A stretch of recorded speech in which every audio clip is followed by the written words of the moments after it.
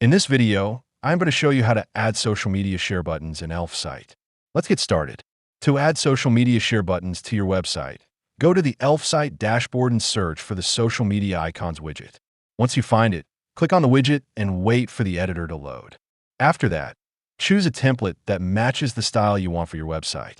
Elfsight provides different layouts and designs, so you can select the one that works best for your page.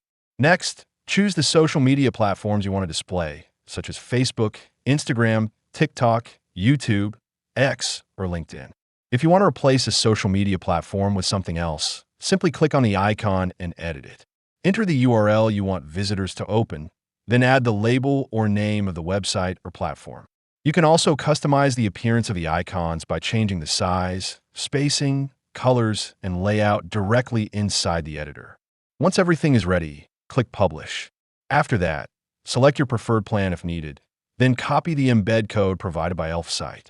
Paste this code into your website where you want the social media buttons to appear.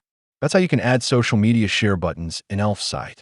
If you want to support our channel, feel free to use our affiliate link in the description below. Thanks for watching, and I will see you in my next video.